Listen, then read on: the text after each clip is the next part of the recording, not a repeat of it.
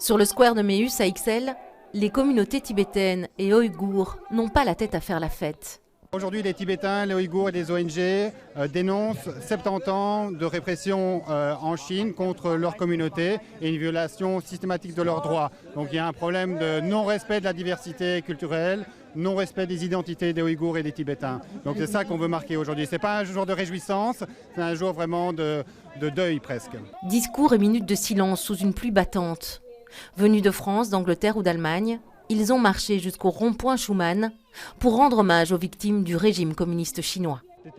Ces milliers de gens sur les photos sont dans des camps de concentration. La plupart sont des professeurs, des étudiants, des médecins et ils n'ont pas besoin d'être éduqués. Pourtant, la Chine les envoie dans des camps de rééducation, comme elle les appelle. Alors ils piétinent le drapeau chinois jusqu'à rejoindre le centre de la capitale, le centre de l'Europe, pour faire entendre leur voix.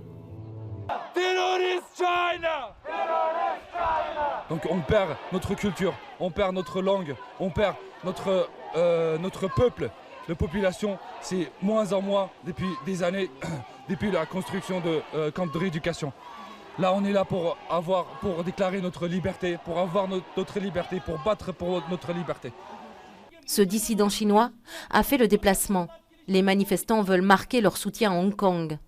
Les hymnes s'enchaînent, l'appel au dialogue entre gouvernements, un message fort envers l'Europe et peut-être une solution. Le Dalai Lama, c'est la solution pour l'avenir du Tibet. Il faut que le Pékin ait l'intelligence de l'utiliser. Ils étaient près de 800 à réclamer la fin de la répression chinoise, déclenchée il y a 70 ans.